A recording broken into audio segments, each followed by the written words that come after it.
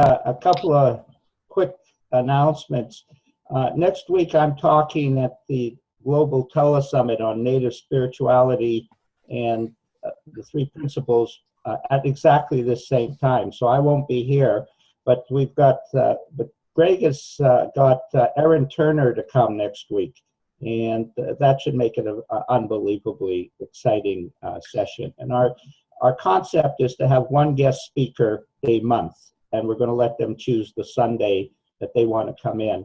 And so Erin Turner will be the first, and then I asked Chip and Jan Chipin from the Three Principles School, and they picked actually the first Monday in the Sunday in March. So there'll be two in a row. But our concept is not to make it around the speakers, but around what we can share in this room and so on, and help people. So next week it'll be Greg and Erin Turner, and I would suggest you tell a few friends about that one. It's bound to be relatively good and so on. So yeah, it's and I guess with that I want to say this is our group. Like, even though we want to have incredible guest speakers, it's our group, and that's where the power comes from. Not from giving the power to the outside speakers. A lot of people make that mistake. They say, oh, they're the higher level of consciousness. It's your spirit that ignites this group, and hopefully, you know, it will continue to help people to a level. So do you want me to start with insight, or do you want to start with insight, Greg? I wanted to say one quick thing on the speakers that we have coming in.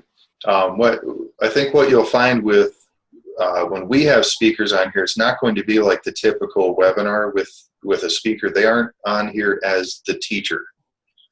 They're on here as one of us. It's just having somebody who may have a little bit more experience working with addictions and the three principles come on and just share their part of it. So it's not when these people are on, don't think of them as, don't put them up on any kind of pedestal. They're just like us. Otherwise, they wouldn't be doing this. It's not like we're paying them, So they're just one of us. They've just had some different insights than maybe we've had. And that's all we're doing is just trying to share insights. That's what Sid talked about. When you want to share the principles, just share your insights. If you come from that space of that understanding and those insights and that wisdom, and the person that you're talking to is even remotely, open to it, you'll connect. And that's really the idea behind bringing in the speaker once a month. It's not that, they're any better than anybody else. It's just that they have a different experience, and it's something that I think needs to be shared. And that's really what we'd like to be talking about today is right at the end of last week, somebody asked, what is an insight? That was me. Well, one of the people in a comment or in a question actually asked, what is an insight? And we started we briefly got into it a little bit, and then we decided we'll keep it for today. So did you have something to start off with, Harry? Yeah, I did. Okay. And the other thing I'd like to emphasize with the group is ask questions, because you can rest assured that the question is resident in all of us. We're all interested in the answer to get a deeper answer to that. Now, I know there's some personal things that you don't want to reveal here, and that you would talk to Greg or myself or someone you feel comfortable with in the group or whatever to talk about. But please ask questions, because honestly, it will take the energy into a much deeper perspective. You don't want to just listen, like of course we're listening, but yeah, ask a lot of questions, or ask a question that's on your mind. Like Lisa, hi Lisa, sorry I missed you yesterday, by the way, but it worked out for the better, in my opinion. Yeah, and she asked the question, and I'll be honest with you, I love the question, and I'm still percolating with it. I'm still waiting for the total answer to come out, even though, of course, I sound like I know the answer. I just want you to know, Lisa, the question, because you asked it, it has stayed with me, and I love that. I love that I'm trying to investigate and find a deeper way of understanding, the question. Of course, on the superficial level, I can answer anything, but that's not what we're looking at. So the topic is insight, and insight. Obviously, the power of what we're teaching in the three principles. It seems to be two major ideas. Is the three principles are truth, and they're in us all the time and exist within us, around us, everything about us. They're the total concept of reality and create everything with including our own perception of our own reality, and within that, the power of insight is obviously revolutionary. It's what changes this group. Like, I walked away last week with, wow, this is amazing. These people are so much more hopeful than the groups I'm teaching, who are mired in what they're taught. They're so bummed out about being in this heavy world. And these people are hopeful. And that changed me. That totally changed. I went into the class on Monday with a whole different feeling of what I wanted to share with the people. You gave me that. And I can't tell you, if you gave it to me, you must be getting it yourself. And that was very, very powerful for me.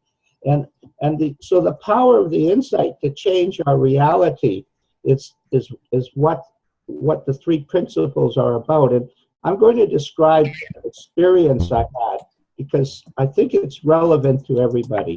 And within the context of being an old timer, I had really had a block, and people might say, well, you had several blocks, Harry, but I had this block, and my block was the connection between the spiritual and the psychological worlds. The spiritual world was the good one, and the psychological world was boring. That's my concept of worlds. And I didn't realize I had built a prejudice up inside of myself. I'm teaching, and of course, so I have a mental image of this oneness that they have, and but I hadn't had an insight towards that. And I went to the school, and in the school, Elsie talked about her insight, which is really a very simple little insight. Thought creates a feeling. And I was lucky enough to be at a friend's place. He was away, and so I had a very quiet place to sit. I won't be too long with this story, by the way. I hope not, anyway. And I was sitting there, and I had this. I'm having a cup of coffee, relaxing, and I want to emphasize that, guys, wherever you're doing, make sure you take some time for yourself after this. Don't rush into your next step of reality if you don't have to. Let it sit and reflect and percolate inside yourself, and you'll find surprising results in that simple approach to this spiritual world we're living in. And so I was sitting there having a cup of coffee, and it suddenly hit me. Wait a sec. Elsie's insight is so psychological, yet she's so spiritual. That just doesn't jive.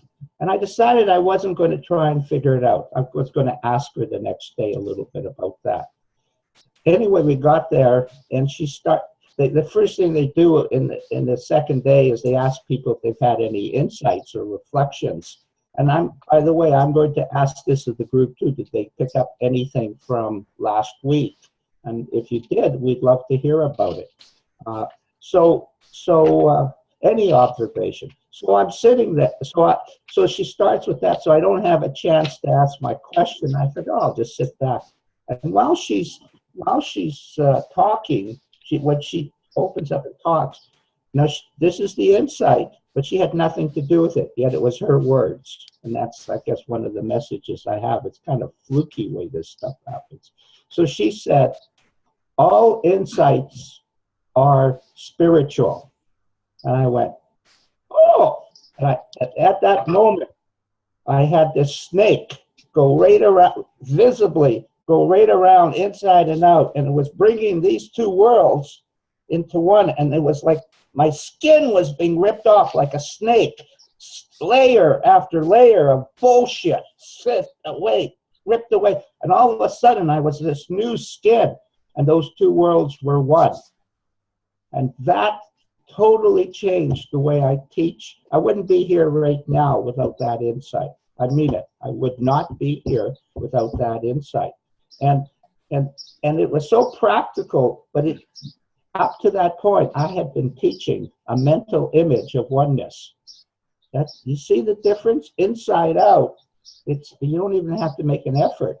That's just the way it is. Outside in, you're really working hard to maintain this pure religious fervor, or whatever you call it, and that's not what you're looking for. You're not looking for a mental image in this topic. Hi, Tanya. Nice to see you.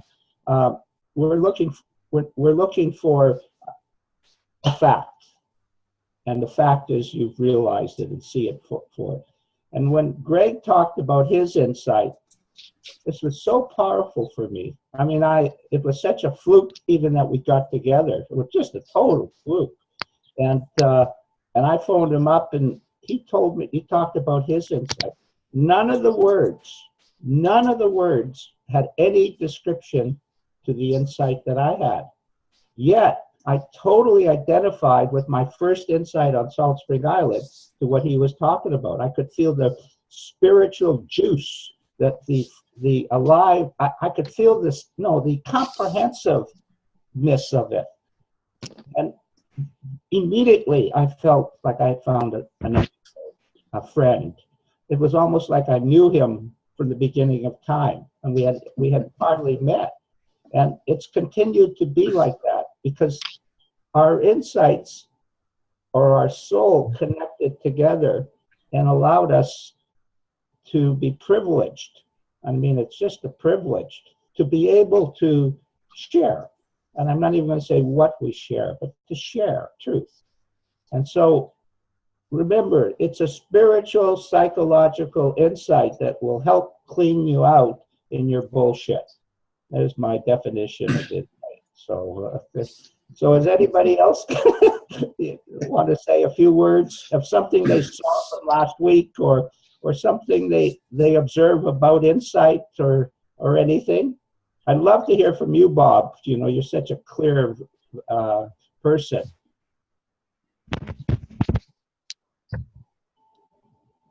Well, I can't say that I had any major insights last week. It just felt very good being there. It's so nice to be a part of this and be connected to all these people that really have some understanding of what the three principles, you know, in many cases we vary as to how long we've been in here, but it's just so wonderful to connect with people that their experience in life is, you can't understand the three principles if somewhere along the line you haven't experienced the feeling of unconditional love. And when you experience that and you become a part of a group like this, where everyone else has experienced it, you just feel it. Yeah, that's right. And one of the things you brought up, don't try and understand the three principles. Live them, experience them, the feelings. It's in the feelings, like what you're talking about. If you have the feelings, Sid would say, nobody understands me anyway. So the highest state you have is I don't know. And from I don't know, what happens is if you get a good feeling, you're getting the principles. And I see a lot of people trying to understand the formless energy of life. You can't understand it. And that's where we sit in the three principles. We sit inside ourselves in a neutral place, not understanding them, yet knowing them. It's crazy. I mean, I can't explain it, but they just continually allow me to self-correct for my own mistakes. And they also allow me to flow from separate reality to separate reality. And yet I don't understand them. I don't even understand how Sid uncovered them. It doesn't make any sense. How could anyone see these three principles in the way he did? And he packaged it. Like at first when he talked, he just talked.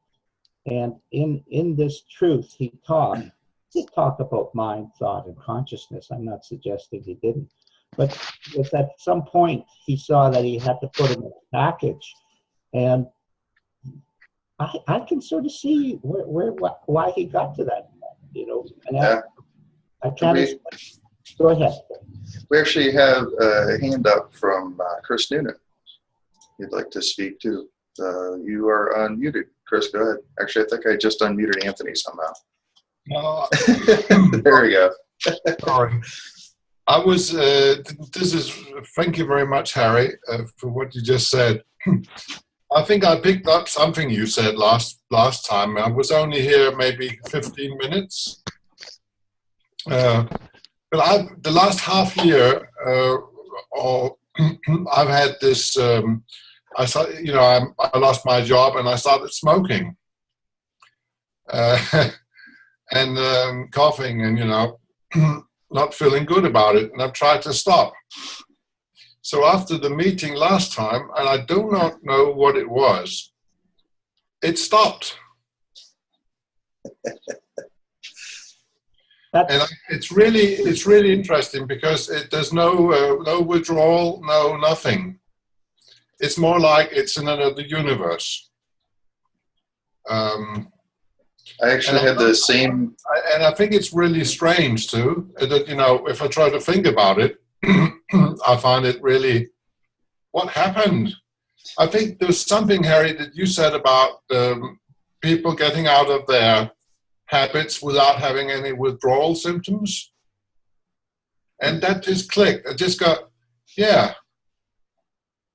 Because the withdrawal symptoms must be because you feel like you need it. You have this experience that it's important somehow, that it's helpful somehow. And now for me, it's right now, it's like, whoever did that, what has that got to do with me? Something like that. So thank you. And I don't know if it's, I wouldn't even say, I just say it's so easy that I realized that my biggest problem has been thinking it was difficult. That's it in a nutshell. Boy, is that a big message. Everybody's working so hard at this addiction thing. It's just incredible. I'm a lazy guy. I don't like to work at anything. So, that's very powerful. And just to bring back something, what you said, I really take that as a big compliment, but it had nothing to do with me. It had everything to do with you. You were ready to hear something, just like Elsie didn't know she had helped me. She just was talking. And that's the power of the spiritual reality. When you're ready, you'll hear it. And of course, what you just said, Chris, is exactly what we're hoping for in the group, is people touch their spiritual essence. And when you touch that, and I want to emphasize this, guys, your best insights are when you don't think about them after. Let them happen and stop trying to define them. Let them have a little time to work on you, and then they'll come out when you're ready to explain it. But you can't describe an insight to somebody else because it's formless. Even Chris, he doesn't really know what he heard. He just knows. No. Yeah. And I couldn't say what happened, but I can see that it stopped. Well. So okay, well, and of course I'm happy about that. but I, it's really a mystical experience somehow. And there's no woo-woo about it. There's no, Yeah, it just seems to happen. that's one of the things I want to emphasize about Sid. He liked it simple. He liked it. He was very, very mystical person, and I'm a mystical person, but I like mine a little more exotic and flowery and stuff like that. He liked it really, really plain and simple, and but he could his his insight was so powerful that plain and simple was what what it is, and you keep going with that. That's a great story. Anybody else have a story or something or a question? Well, that was actually Chris, that was the same experience I've had on multiple occasions with different addictions. Was just they just disappeared. It happened to me with smoking a couple of years ago. It happened to me with caffeine just a couple of months ago. And it happened to me with alcohol and drugs, and it's starting to happen to me with food. I haven't done anything this past 3 months or so. I've lost 24 pounds, and I haven't consciously made any choices or decisions about it. It's just suddenly that piece of cake doesn't look quite so appetizing all the time. And it happens because what I believe is really happening is there's no effort to it because it's who we are. The addiction, the thing that appears like an addiction, is the thing that's taking us away from our true selves. And the reason it's such an effortless thing is that it's a simple return home. It's like releasing the tension on a rubber band. It just goes back to the position it was originally in. That feels good. Yeah, and that's also why it's really difficult to put insights into words, because the insights are really just a return home. That's why everything seems to change around you, but it's really hard to put into words. In my experience, when I have an insight, it's like some part of my world just changed. It just shifted, and putting it into words is really the most difficult thing. And I learned to stop trying to do that. And the less I try to put them into words, the more they just sink in and just, it feels so right. Can I speak a second about that, Greg? Sure. In my life, and I've found that this mind up here, it really is busy, and it wants to catch up to the insights I've experienced, and when I see myself doing that, you're already setting yourself into a psychological world rather than a spiritual world. It's the only way I know how to describe it. So the quieter our mind is, where we pay less attention to that, the easier it is to describe the undescribable, the spiritual side of life. And that's what Sid was pointing towards, was the spiritual side of life. We're all spiritual beings, pretending we're not. And so when Greg is talking about he's not to this quieter state of mind, he's really talking about the answer to every problem in the universe. And that's very, very powerful, because I know in my own life, I'm finding that the ability to go into the silence is sometimes challenging, but it's where all the answers are. So I want to emphasize challenging, but it's where the answers are. And in that, you'll find the answer you want. And when I met Greg, it's inspiring for me to see how somebody jumps time. One guy here, been here forever, and another guy catches an insight and he jumps past me. Well, how can you ask for better than that? Everything is there. So anyway, I'm rambling, excuse me. But everything is there. And the more you have that feeling, that's consciousness. The consciousness, it just keeps expanding.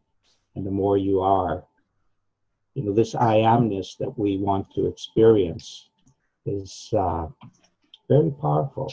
And so anyway, someone else talk. Yeah. I was just going to say, I know there's bound to be somebody out there who has a question, who's kind of hesitant about asking it. Please feel free to. We're just going to go ahead and be quiet for a minute and sink into that silence, and somebody will speak.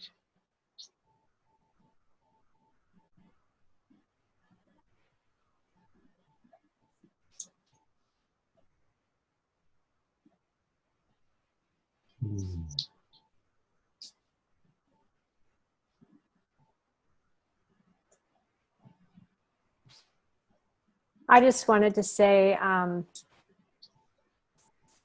when Harry said that something about the I amness just now, the tears just came to my eyes, and I really feel like that's home. And I feel like I'm struggling to find home more and more often. I know that's where my peace lies. I've been watching my weight balloon and my caffeine intake just go through the roof. I'm an 8-cup-a-dayer. I'm on number 3 right now. And I'm just not at that place yet. But I know home is where the answer is. That place of peace. I don't know. That's just what came to me. That's beautiful. And I want to emphasize to you, Patty, something that has changed my perspective. All these experiences of failure in our interpretation, they're all juicy with answers. They're just as spiritual as the ones that we go into these positive feelings and so on, if we don't interrupt with them and listen to the lesson they have. And the way Sid described this on an old tape that I was going to play to Lisa was you jumped into a higher level of consciousness, and then if you're stupid enough to go down into a lower level of consciousness, you wouldn't be going down there if you knew the answer, so there's something you don't know, and you go into this lower state. It's like you're watching yourself and maybe judging yourself and so on. And you watch yourself, but it's not nearly so bad as when you were before, when you were sort of unconscious of it. And then after you've had the experience, you get the understanding that you needed to hear. Because if you knew the answer before, you wouldn't do it. And so we step into these worlds of slipping up and down, of course, in our reality. And in that's where we get the succulent wisdom that we need to hear. The insight that Chris had is the same insight whether you go through the bottom half of the tunnel or the top half of the tunnel. It's still you're getting what you need.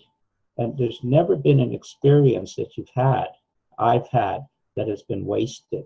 There's never been a moment of feeling that hasn't been for your reward, your tribute to your spiritual self.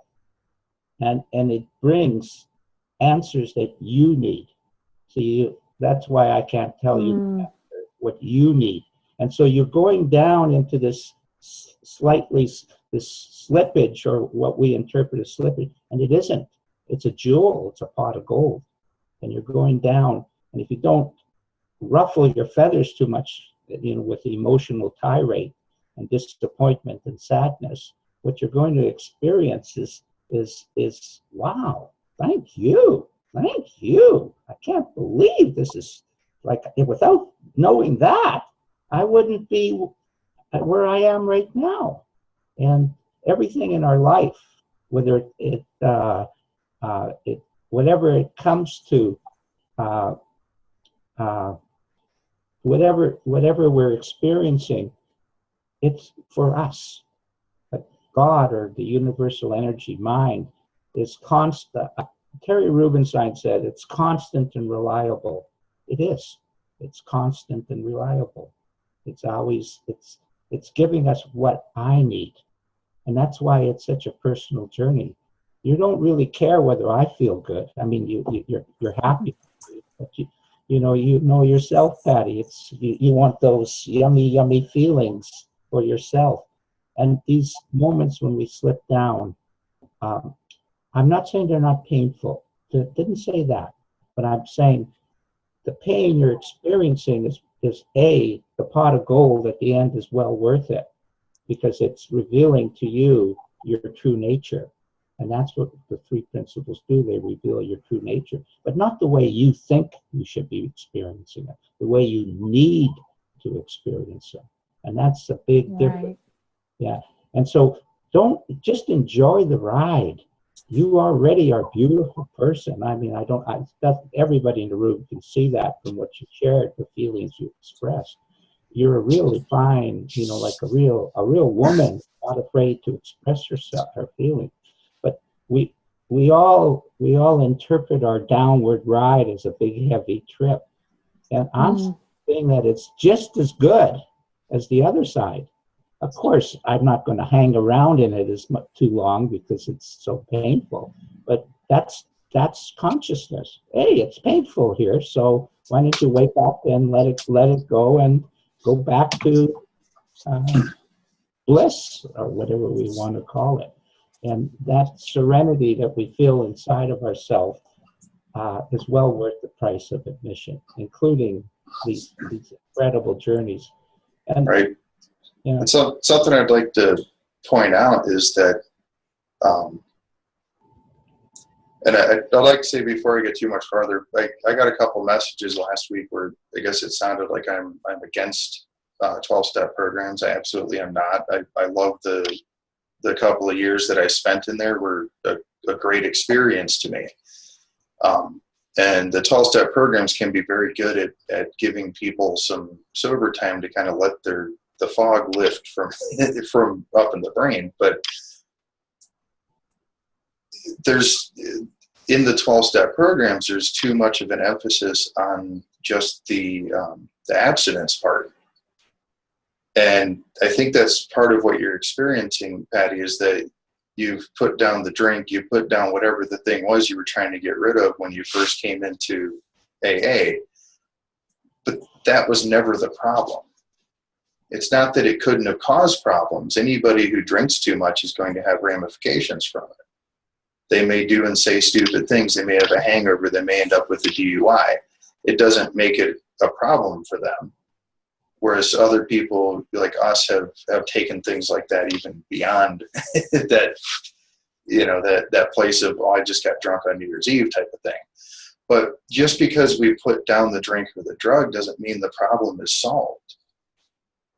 All it means is that we're now going to be capable to look at the problem. And if we don't actually solve that issue, which is that disconnection from the whole, that lack of seeing where our experience of life really comes from, if we don't get that part of it, we'll just trade the addiction for another one. That's when I stopped drinking and using drugs, I started abusing caffeine and baked goods and and cigarettes. And I mean, I switched it to other things.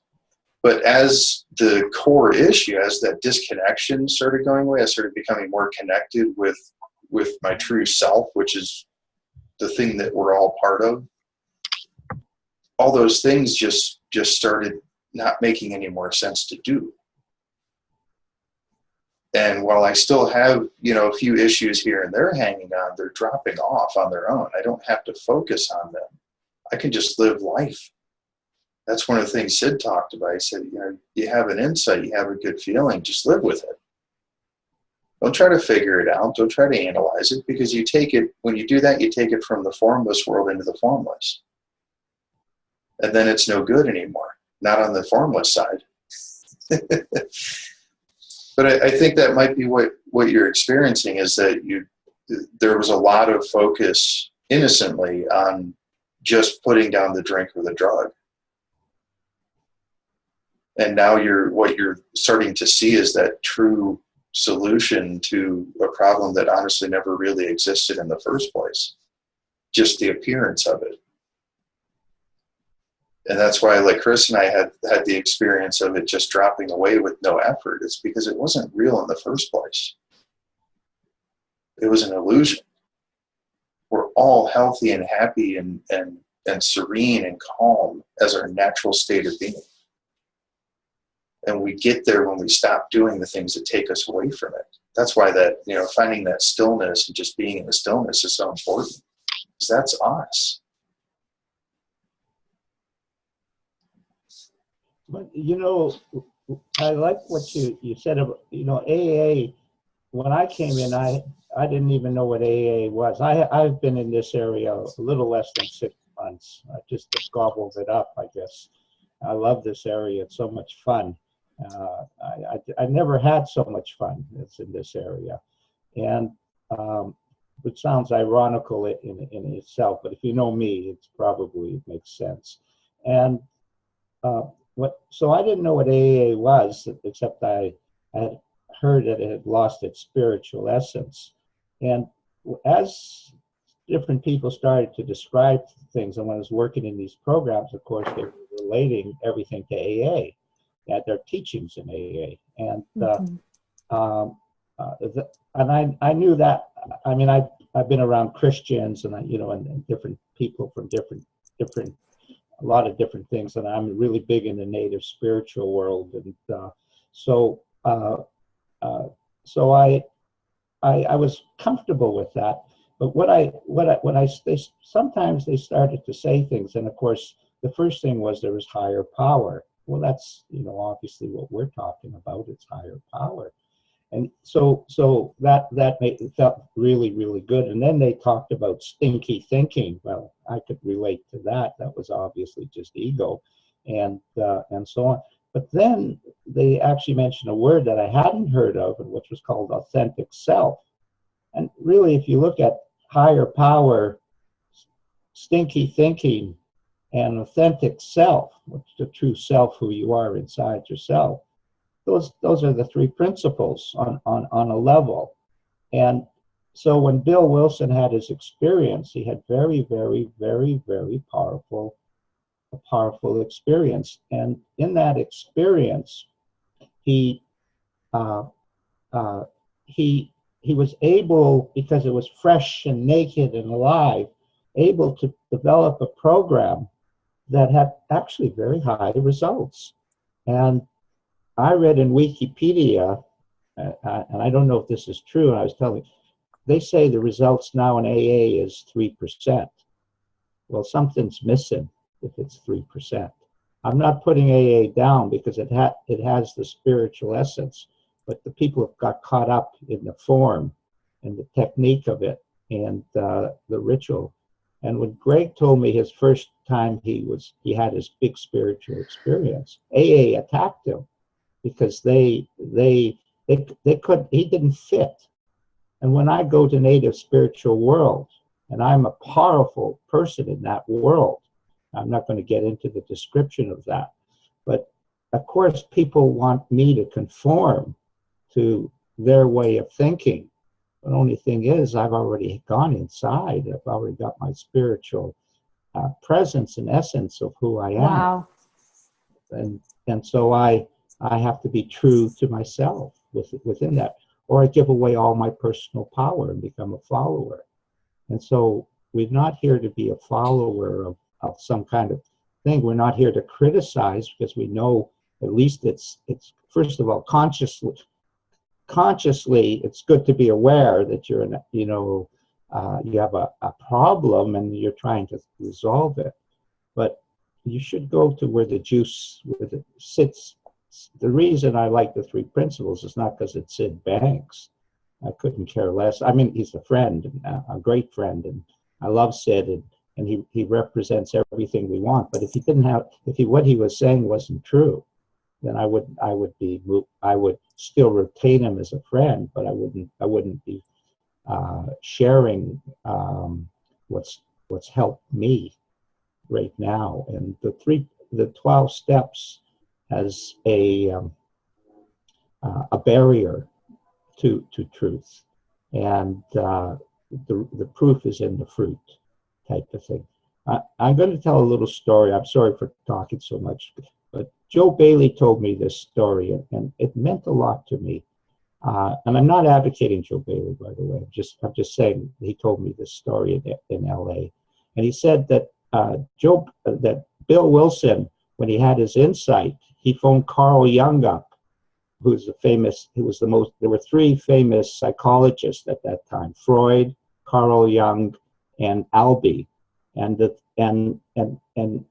Carl Jung was the most spiritual, and so he phoned Carl Jung up, and Carl Jung said, "This is what I see with regards to addiction. Psychoanalysis doesn't work at all, so forget about that. Secondly, what I see, what does work is that people have a spiritual experience either through religion, or they just have an experience like Sid had. It just out of the blue, it pops in. And the other way that I see works is a higher understanding of mind." Sid Banks. That's Joe Bailey's story, and I really think that story reveals very clearly, you want a higher understanding of mind. The three principles are trying to describe the true nature of who we are. And within that, I have found a growing common sense in regards to my life. And no, I don't, doesn't mean I don't stub over my toe because I'm as stupid as the next person. But it does mean that I don't dwell on the toe very much. I just move on and get back into, what we're doing here. You can see the privilege of being here is that we get to sit in what is true. And that's what Sid always said. He'd talk and he said, "Now go and talk it around your friends and don't talk about problems. That's what I'm talking about. Just go and live it." And when we go out into our little world and just live it, we're really, that's the power of who we are. And if we're not living it, that's good news, because then we're saying we still have a little ways to go within it. And everybody has a little ways to go anyway. So, certainly that's kind of fun. So anyway, I hope that helped somebody. I just wanted to share that beautiful story by Joe Bailey, and also with the AA. I've had direct conflict with AA. I don't tell people yes or no, but I must admit, after the last meeting, I came away thinking, no, I have to be more clear about what I'm talking about, because sometimes I go around it because I don't want to irritate and offset what they're doing. So, and I found I got to be true to myself. I mean, the more the power resonates from the truth inside myself, the better I feel about my teaching. I'm not looking for smiles. I'm looking for good feelings. There's a big difference between the two. Wow.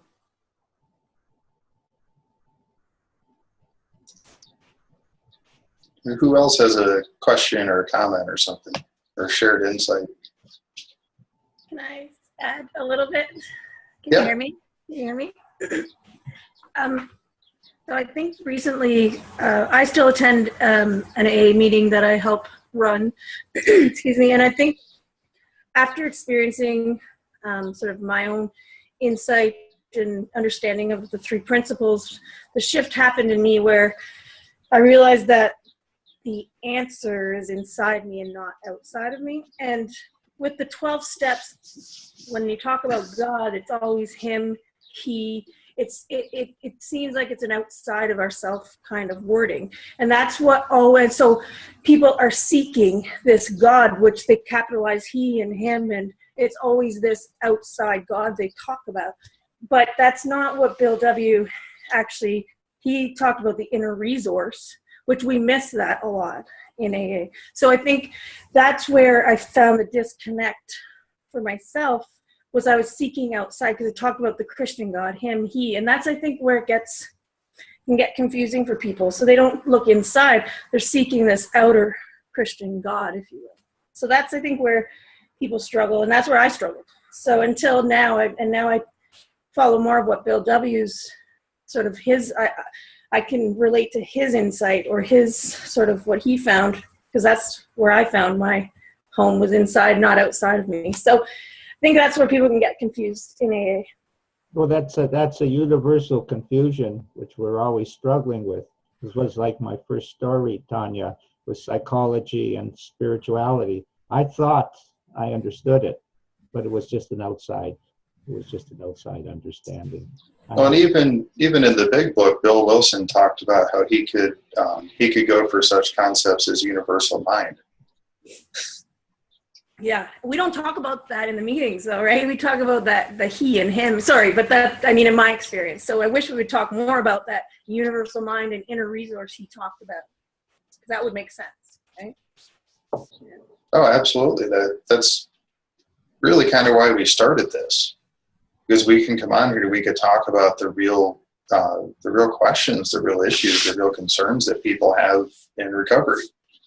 Mm-hmm.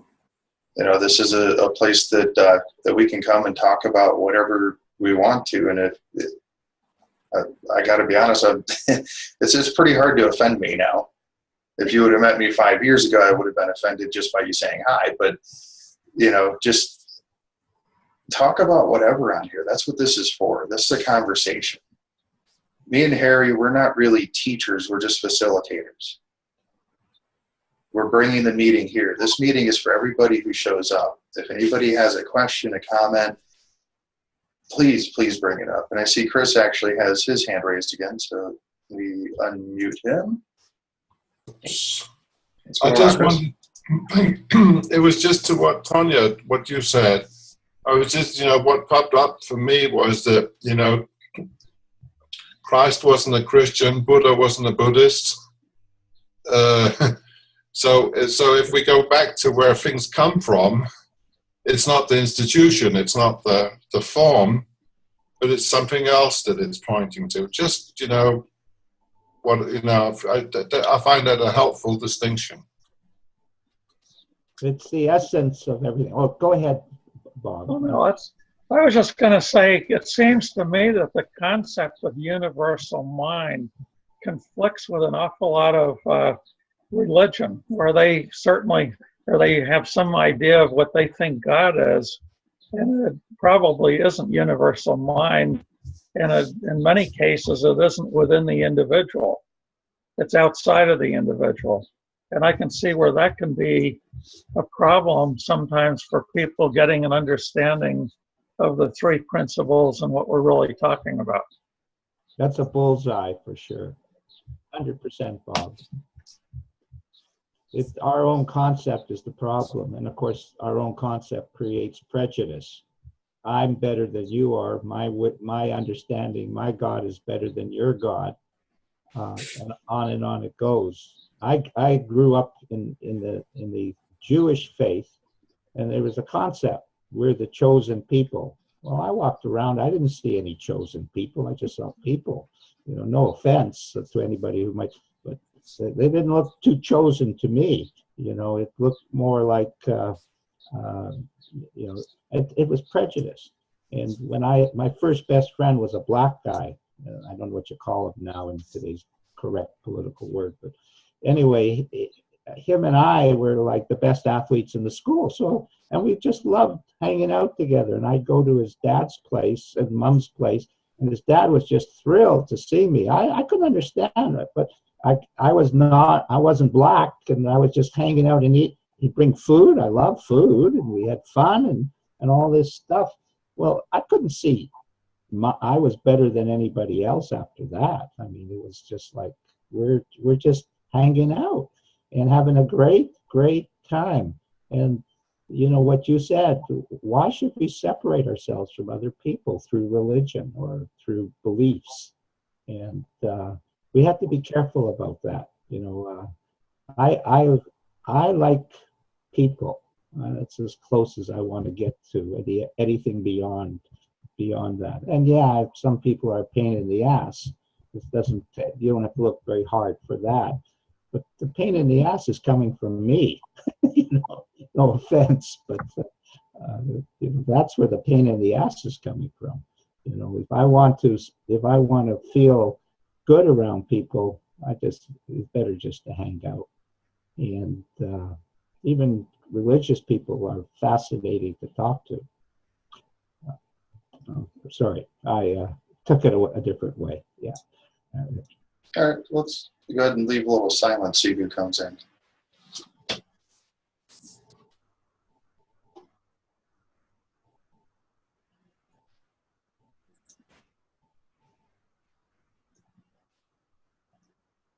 Greg, I'd like to say something. This is Deanna. Hi. Hi. I am a Christian, actually. I believe in Christ as the Savior, and I don't have any conflicts at all with the three principles in my religion, and I don't mind, you know, other people what they believe. When I learned this at Gulf Breeze Recovery about the three principles, it was definitely an open-minded situation where mind could be interpreted as God or nature or the universe, or, you know, just in general, it sort of the definition was more of a overseeing type of entity that could be both inside and outside of you depending on your perspective at the time. So I just wanted to say that. I mean, there are people that for one religion or another is all different, and you can get all caught up in that. But I think the principles apply regardless of what your religious beliefs are. Yeah, absolutely. And I actually have a really good friend who he's Jewish. He grew up in Israel. He moved to the United States probably about 15 years ago, and we met through AA indirectly. He had been in AA for a while, but ended up leaving for his, to get back into Judaism. And when I met him, he was really seeking pretty heavily to find the answers in Judaism. And he just wasn't seeming to find it. And when I introduced him to the principles and started talking to him about the principles, he really caught fire. And he got into Hasidic Judaism and the Talmud and, all these different ancient texts. And he started sending me quotes from these famous rabbi that matched quotes from Sid. I mean, some of them were almost verbatim. It was amazing the similarities he was finding. So this understanding of the principles isn't about leaving what you currently have. If you like Christianity and it speaks to you, the truth is there. And Sid never once would have told anybody to leave their faith. Never. He actually talked about having this understanding will help you be a better Christian, because you'll be able to look past the worship and the circumstances of the service and everything into the deeper meaning. Because every single major religion has the truth in it. Otherwise, they wouldn't still be around. That's one of the things I found fascinating. Some of the things we studied in the books we read came from all the different traditions. A lot of the Buddhist texts and stuff that we read were very, very much applicable. It's fascinating to me that there is so much truth in so many different traditions, actually. That's what you want to see, the connection between all of these. If your mind works like that, mine does, by the way. I like to connect my understanding to everything, and the more I connect it to the oneness, the more I understand how life is all connected together. But yeah, the way you think, you want to really investigate the connections. There's only one truth, and how it emanates, because it's coming at a different angle, doesn't mean it's not truth. It's all pointing towards the truth inside yourself. And so, like, I asked Shauna Rosenblatt, I've only talked to her once, but I said, well, how do you see your connection to Judaism? You know, the three principles in Judaism. She says, well, it's quite simple. Everything comes from the three principles, and this is the way I wish to express it. And they have their understanding of the Judaic Orthodox religion has been strengthened tremendously because they have peace of mind and they have an understanding. And when I read The Exquisite Mind I read almost nothing from the three principle community except Sid. So, but I did read this book because, and I found it fascinating. And the Rabbi Rosenblatt had that insight, and he basically was very simple. All thought is illusionary, and then that leaves God. That was it. So that was his understanding of the three principles. That all our thinking is illusionary, and that's how we counsel. You know, all my thoughts are illusionary, and that leaves God. Well, he was obviously very comfortable with God, and so that little simple understanding led to Tikkun, exploding into, you know, where they'll have 1,000 people in London in May, type of thing. So, you know, keep to the way you feel. Keep expressing your way. And for me, I've had to find a understanding of the three principles of Native spirituality, because I'm very big into Native spirituality. And it's been a long journey to find the oneness in that. And in that oneness, on Sid's Great Spirit CD, it has the profound similarities between the three principles and Native spirituality. That's what his words within that. And you're talking about the same thing, the profound similarities between it. And what's happened is that you have been privileged to have found great spiritual insight through your Christianity, and it's powered you to understand something. And when I'm talking next week with Melinda Eagle Klein, she said she had no problem bringing those two worlds together because she had a deep intuitive understanding of Native spirituality. It was a piece of cake, and the three principles were just expressing it a different way. So it was like a second for her and a lifetime for me. You understand what I'm saying?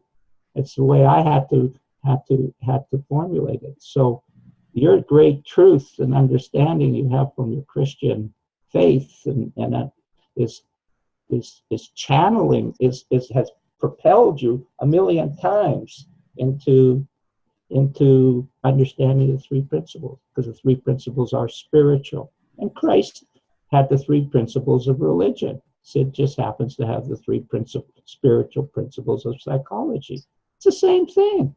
It's the same thing. So how could there one be better or anything? Keep connecting. Keep connecting. And you'll be well in here. Keep connecting to who you are and how your mind likes to look at life. I've spent my lifetime trying to understand who I am in that context, and I like to connect dots. That's the way I am. And when Alex Craig went in, had a big experience, and it explained everything to him. Well, good for you, Greg. It's great. Now he's connecting all the dots.